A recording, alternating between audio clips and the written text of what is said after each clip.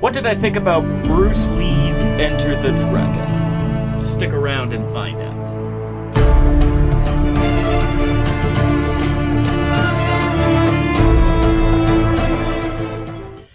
Hello ladies and gentlemen, and welcome to the Chamber of the Wraith. My name is Brian, and before we continue on with this review, I have to do a little bit of a quick disclaimer because there was a review for Fantasy Strike that was on this channel that I decided to remove because I wasn't happy with it. I had gotten a comment critiquing my review, which was very much appreciated. I always am welcome to having critiques on my review, and this one was particularly very well written.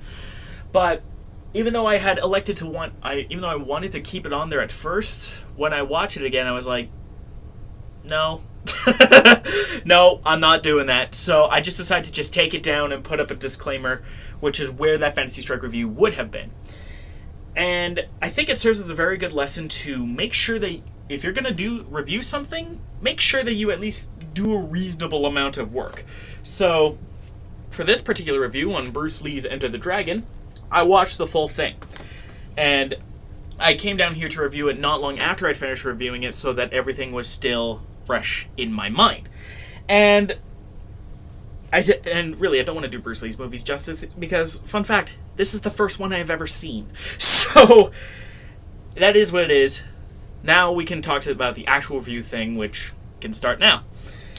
Fighting games have been a huge part of my channel for over 5 years now. A fighting game was the first thing that got me to upload on a regular basis. Mortal Kombat X was, fun fact, I had originally uploaded that Jason Voorhees video because I wanted to showcase what Jason Voorhees was like before people would buy him a la carte.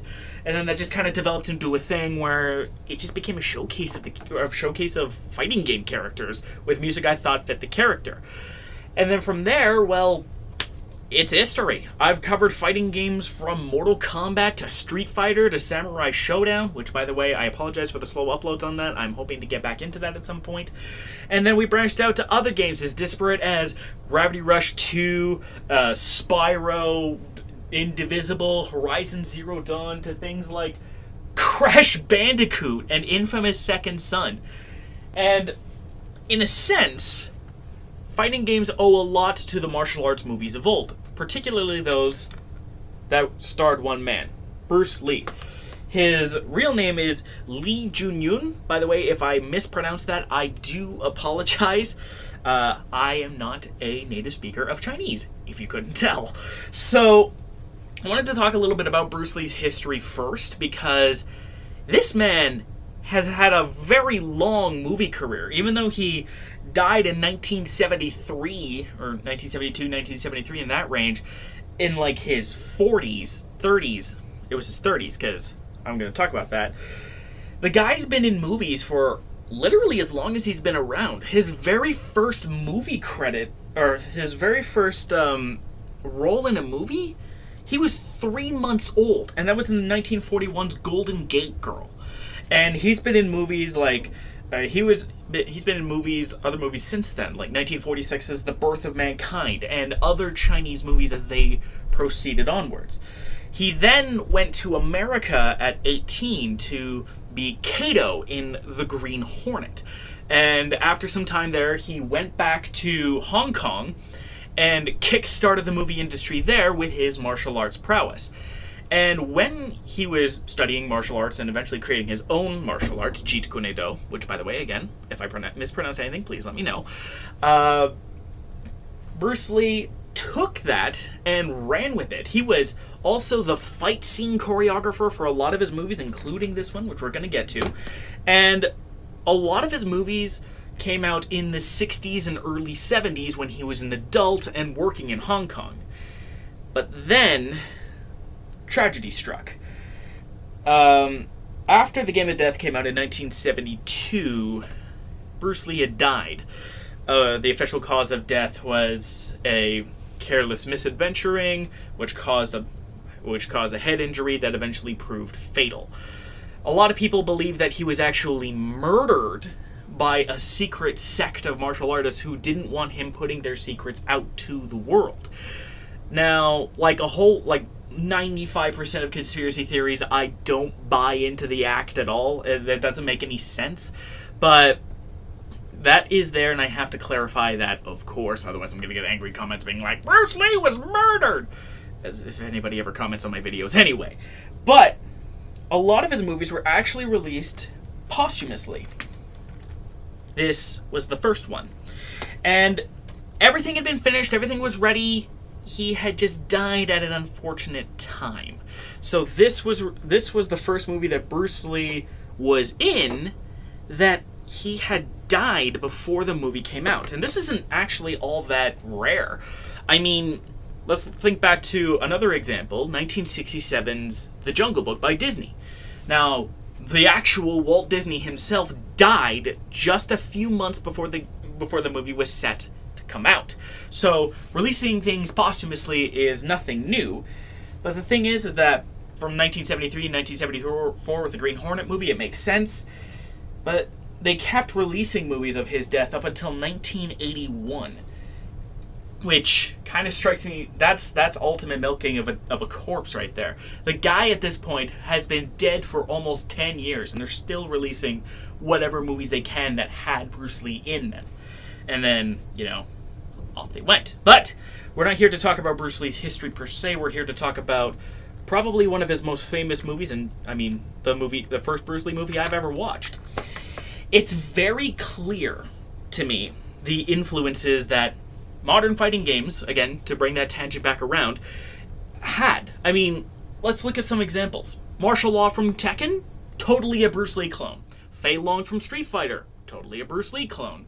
Maxi from Soul Calibur, also kind of a Street Fighter clone. And I mean, to quickly backtrack to Martial Law for a second, that side throw is ripped straight out of Enter the Dragon, and it's kind of hilarious because I was capturing the roll, I saw the grab with the kick. I'm like, that was a move from the movie right there.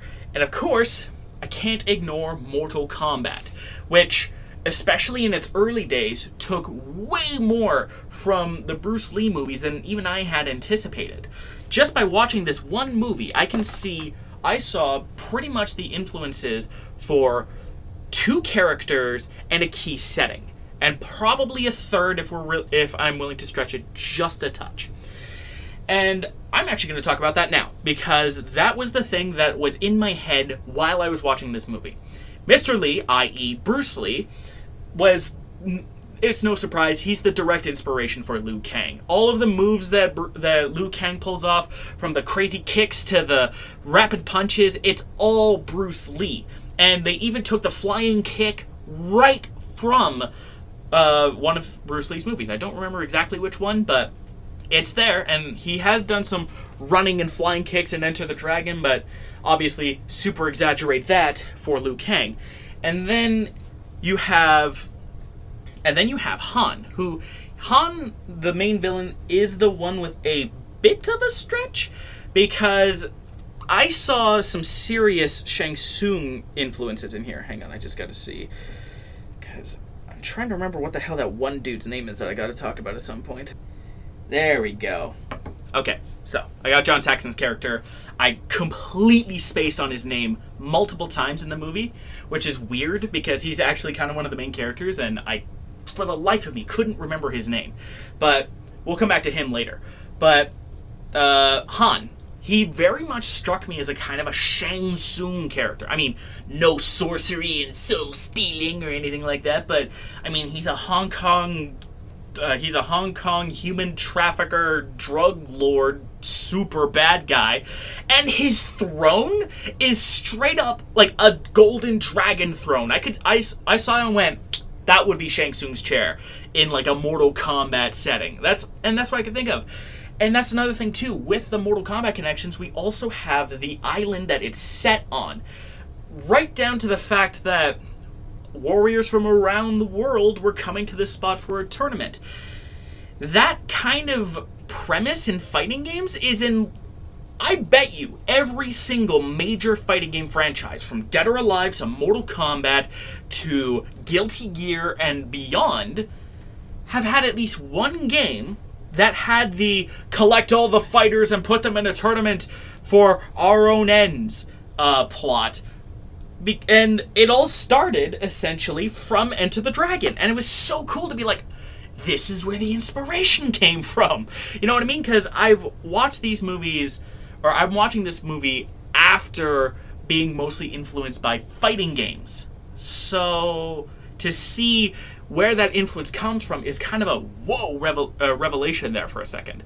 And to continue with the fighting game analogs further, Mr. Roper in this movie, the heavily indebted American martial artist, gave me some Johnny Cage vibes. Like, he's obviously not super wisecracky or trying to be funny, or like he's not even an actor in the movie, but the influence is there. An American martial artist who's down on his luck for XYZ reason enters this tournament for XYZ reason. I mean, it's a film technique that I was familiar with when I went into film school. And by the way, just so we're clear, just because I took film classes, it doesn't make me a film snob. Far from it. I don't even know how to critique a goddamn film. I just know a thing or two about some of the techniques that they use for things like storytelling. And one of my favorites that always stuck with me is the scaffolding technique. For the final project in my grade 12 film, what we had to do was we had to take a Alfred Hitchcock movie, break it down to its basic points, and then make our own movie with the scaffolding, the skeleton there. And that was something that I had done, that we used one of Alfred Hitchcock's earlier movies, Vertigo, for. And I still have that film, but unless I get permission from everybody else who is involved in the movie, I'm pretty sure I can't legally show you. So that's going to have to stay hidden. But when I saw Mr. Roper, I saw Johnny Cage in the same sort of vein. It's no surprise to me that John Tobias probably watched Enter the Dragon. At some point and was like, hey, whoa. We could take this American guy, break him down to his basic points. He's an American martial artist. He's down on his luck. He's entering the tournament to recoup his losses. Okay, how do we change that? Okay, maybe he's a martial arts actor instead of some rich gambly dude. Maybe he's going into the tournament to prove that he's not a faker. You know, like his fight moves are not wires and special effects. That's a pretty good motivation. And then maybe we can tweak him, make him a little more of a womanizer asshole, because we actually have women in our fighting tournament. We'll talk about that in a minute, but yeah. And I can totally see Mr. Roper as Johnny Cage. And real quick, I'm just going to cut here because I do believe that I only get 15 minutes of yellow video in Share Factory, so I'll be right back. Woo! We're back! So, Mr. Williams. This guy was a real highlight when I saw him and when he was talking, because he had this charisma that I was just like, oh man, I wanted to know more about the guy, but unfortunately they never brought up why the hell he was headed to the island in the first place. I mean, we have a flashback to a scene where he's assaulted by a bunch of police officers and called a racial slur. Not the N-word, actually. There's another one in there that was bad. I had to look it up. I was like, is that actually a slur? Oh, shit, it is. I'm not going to say it because, you know, racial stuff, and I can't say it. But suffice it to say, the cops are being cops to a black dude. And you can imagine where this is going. Williams beats their asses and steals their car and drives off. And he has his passport, and he was just going to the airport, and then he was accosted by these cops. Kind of a stark reminder of how long that took to be talked about, isn't it? But the unfortunate thing is that this is the only flashback where we don't see much in the way of a motivation for Williams, as far as I'm aware. Like, we see Williams get accosted by the cops and drive off in their car to get away. But we don't see, like, why he was invited or why he took the invitation.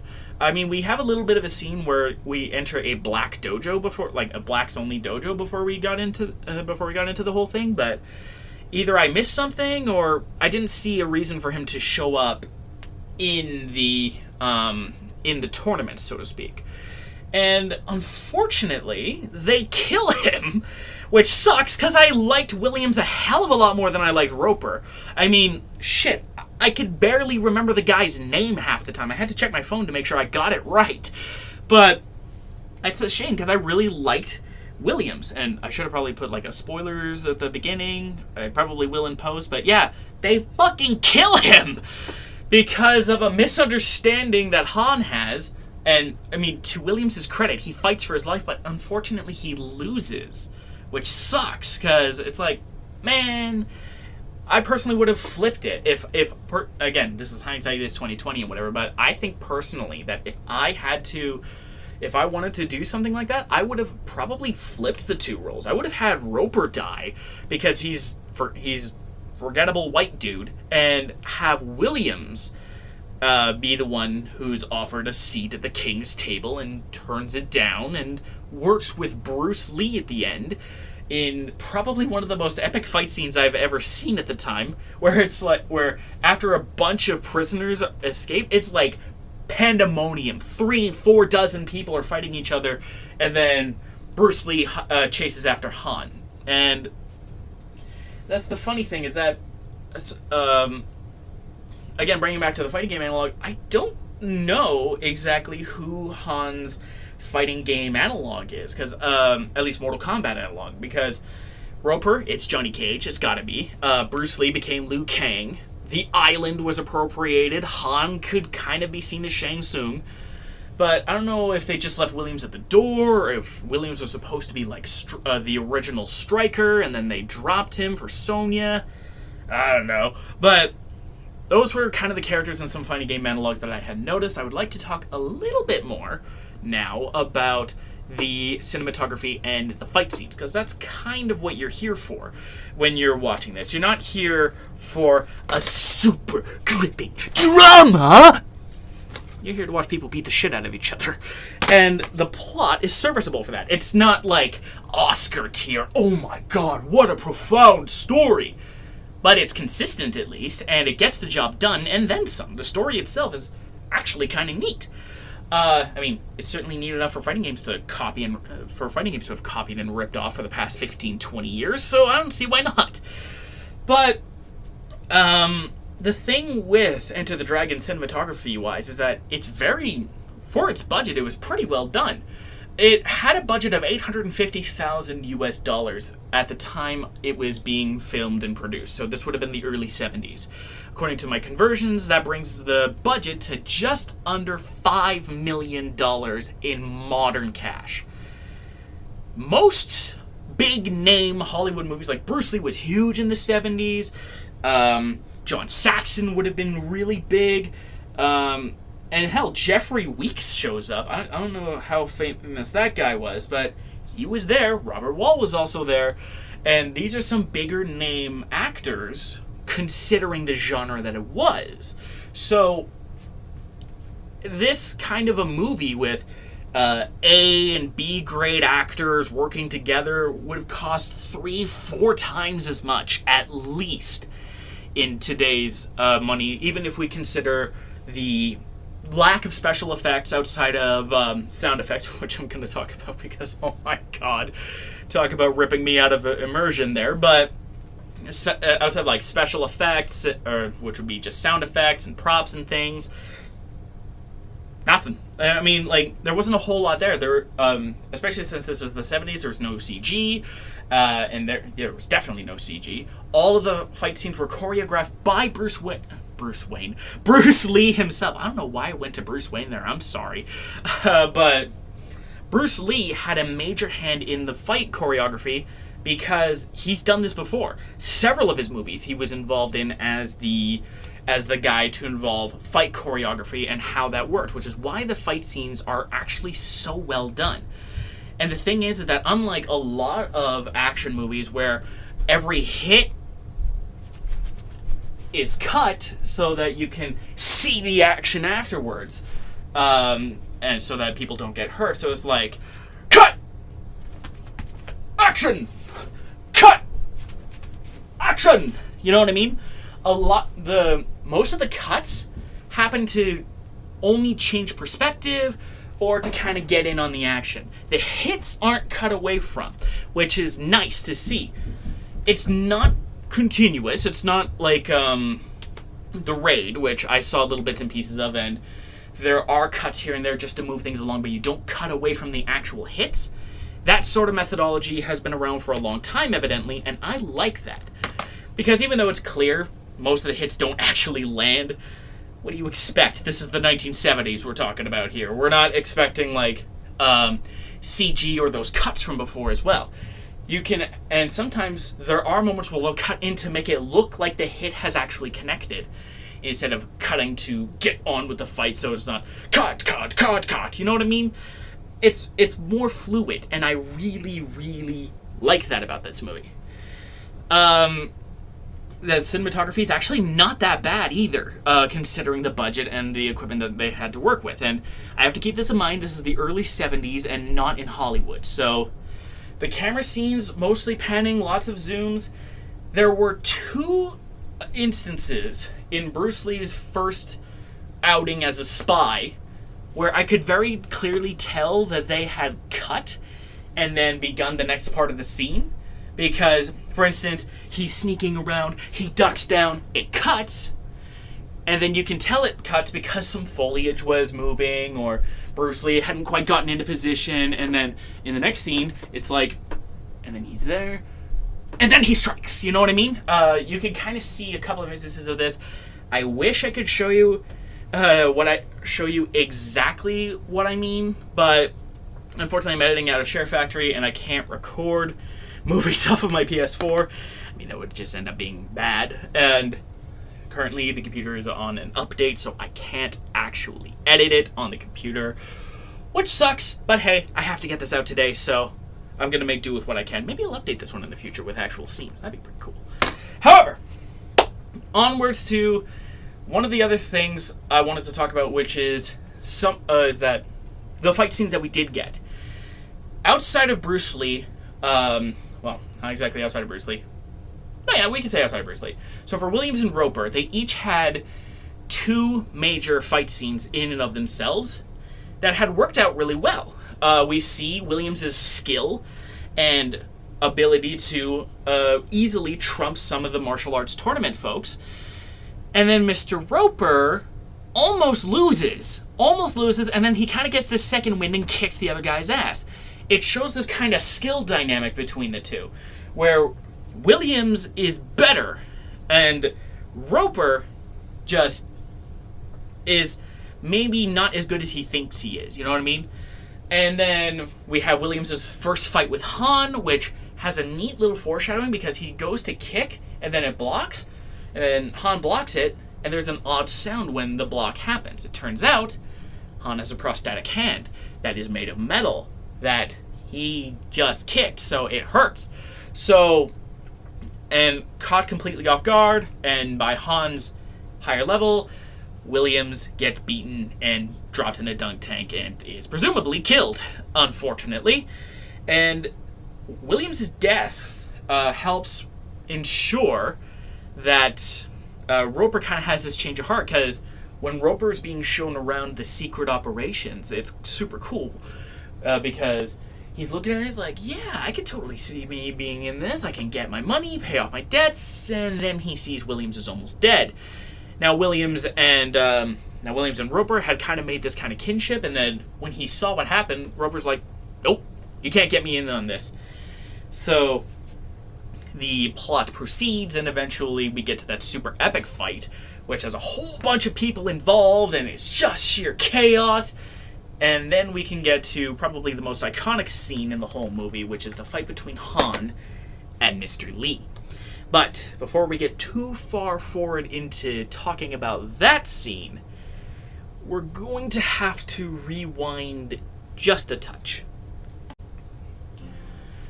We're going to rewind a little bit to talk more about Mr. Lee specifically, because he's kind of the main character, and more so about what is he doing on the island? Because we've seen the motivations for Mr. Roper to get on the island. He has a shitload of debt, and he figures if he can win at the tournament and win whatever prize it is, he can pay off those debts, no problem. Mr. Williams, unfortunately, we don't get to see the motivations for, at least as far as I know, so that sucks. But Mr. Lee, we get to see the motivation, and it is actually a very notable motivation, because it's not avenging a fallen master or anything like that. He's avenging the death of his sister, which is a cause I can get behind, because a bunch of Han's men were making moves on Ms. Lee, or Bruce Lee's sister, and off to the races they go. Epic chase sequence. She's no damsel either. She's running to get away from these guys, but when they try and catch her, she kicks their asses on at least 3 separate occasions.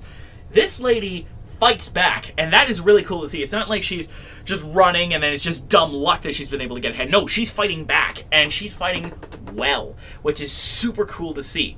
And then we get the big hulking dude, O'Hara, who's coming in and is trying to grab the girl for his own nefarious purposes for Han to use. But the thing is that when backed into a corner, what she does is actually kind of an interesting thing. She doesn't give herself up. She doesn't submit. She kills herself. She would rather die than be captured by these guys.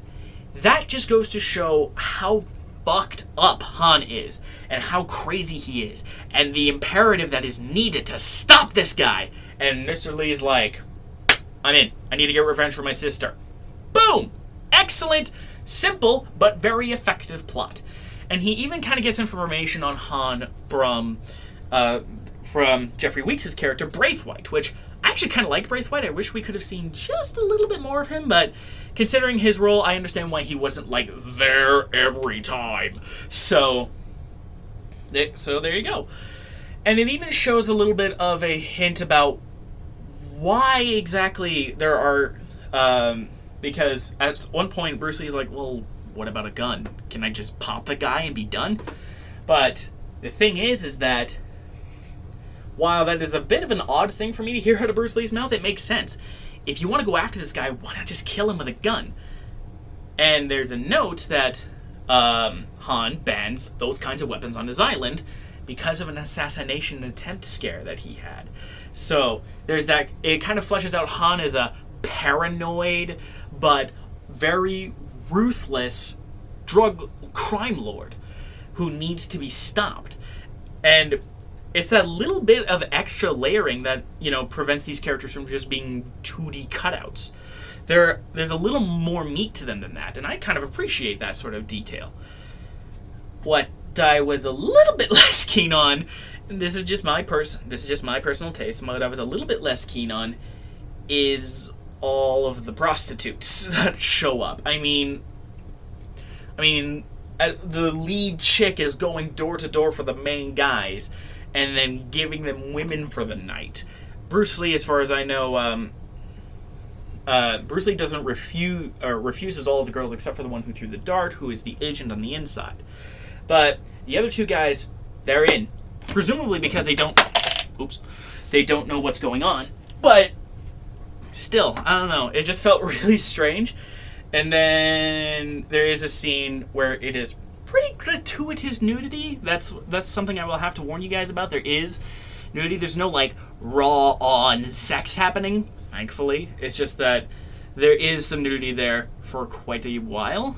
And I don't know, it just felt like most of the ladies were there as eye candy props, which kind of sucks because there are 2 female characters that are actually really cool. The sister of Mr. Lee, and Mae Young, who is an undercover agent who had gotten inside.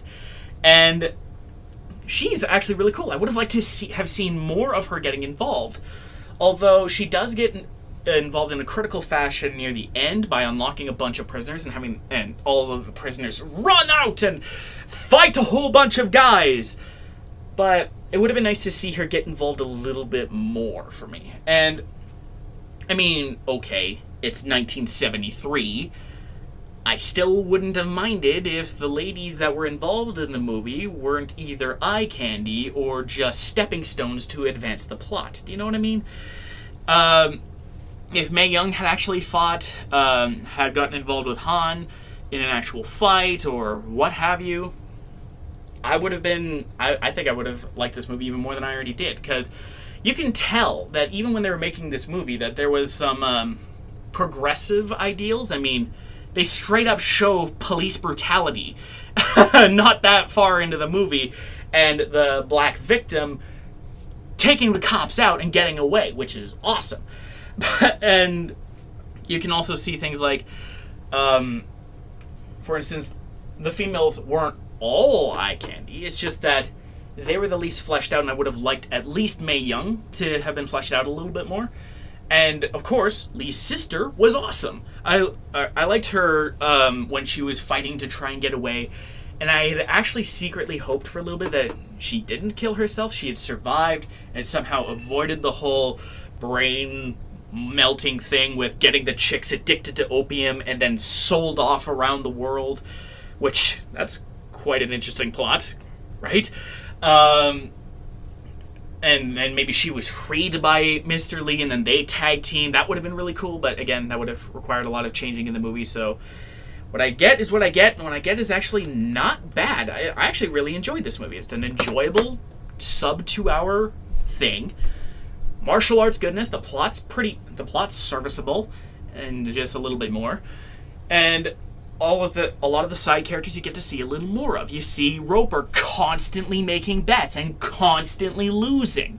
Like, I think of all of the bets that he makes, he only wins 2 of them, and I think he's made over half a dozen bets, which just goes to show. And then there's this one minor antagonist from New Zealand who is just an asshole, taunting or beating the crap out of random ship hands and trying to get in a fight with Bruce Lee. Bruce Lee coaxes him onto the lifeboat and gets the people that this New Zealand asshole was accosting to get rocked on by these guys, which that was a little bit of poetic justice.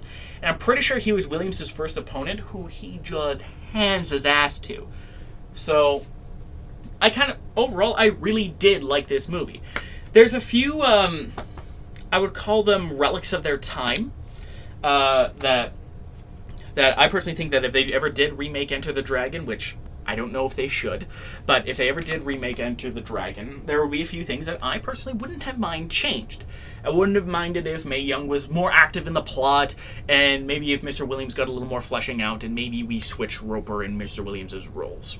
That's if it ever gets a remake. But as it is right now, as a 1973 martial arts movie starring Bruce Lee, it's really good. I gotta give it 8.5 out of 10. Yeah, solid 8.5. Personally would recommend. Hopefully you enjoyed and found this review entertaining and notable. And if you guys ever want me to watch more movies, because that's kind of what this review series started off as, is me watching movies. I mean, I watch Birds of Prey, for God's sakes. That way.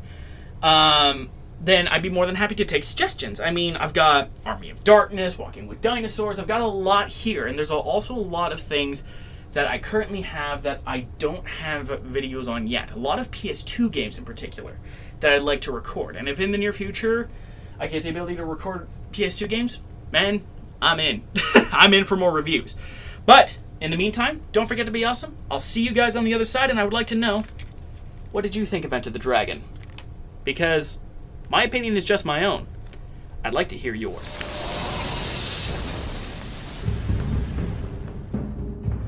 Spider-Man! Just a little more! People are still trapped. We need to help fast.